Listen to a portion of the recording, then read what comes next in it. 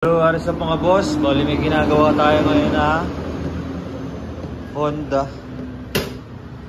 Click version 3 limited edition.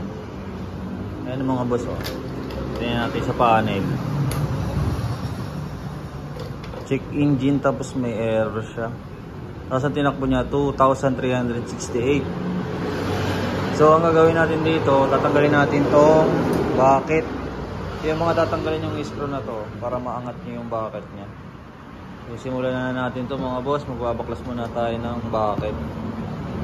Ito mga bossing, oh, bigyan ko lang kayo ng konting idea about sa lumabas dun sa panel ng ginagawa natin na Honda Click version 3 na limited edition. So ang lumabas sa kanya yung engine, coolant, temperature. Ayan mga bossing, oh. So hahanapin nyo tong engine coolant temperature sensor na to sa kanan. Tapos i-check nyo yung wire nyan, kasi possible may putol yung wire nyan, o kaya kasi bago pa naman tong motor na to eh. So ito yung problema nya, yung engine temperature sensor. So yung socket nito, yung wire ang i-check natin. So lahat ng klase ng motor mayroong ganito mga bossing, ha. Tapos ito nga pala yung sa Suzuki, pero lahat ng motor may ganito. So ayan lahat ng mga sensor niya. So ito naman yung ignition coil, ito naman yung actuator niya, hindi naman ito mababasa dahil wala naman tong sensor. So ang mangyayari talaga, magpapalit talaga kayo pag hindi umaandar ang motor. So sa case naman niya, ito lang engine coolant temperature yung lumalabas sa kanyang panel. So dito lang tayo magpo-focus sa wiring ng engine coolant temperature. So let's go mga bossing.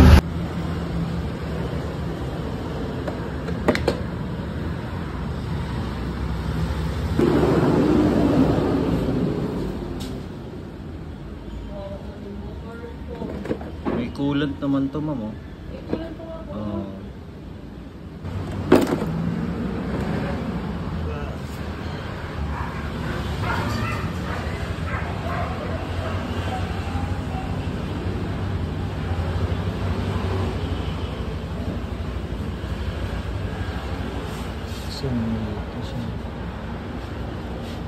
So yun, mama, ito mo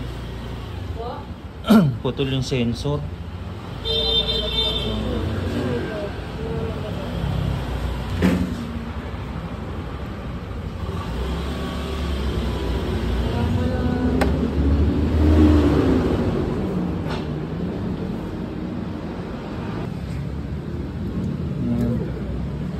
Sa putol.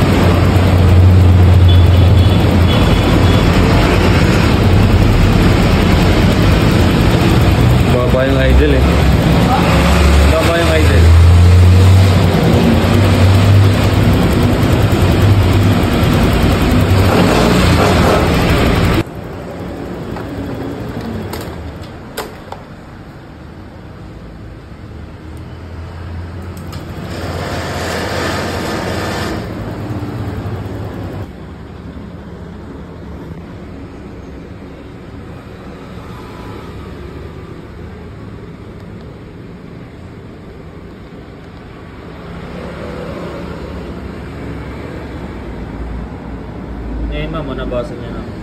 Engine coolant temperature sensor. Tingnan mo. Yung nasa board. Diba, engine coolant temperature sensor. Sim lang sir. Pero kasi hindi nawawala kasi sa history ng ECU yan eh. Kailangan din i-delete. Pero hindi siya mula. Nawawala lang sa panel pero ano na siya. Nasa history o para mawala na yun sa history niya.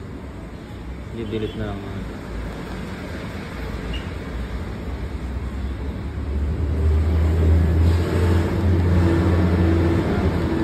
Ayan, mawala na. Kanina kasing diagnostic tool na dilaw, pending. Sa kanya green na, wala na siya.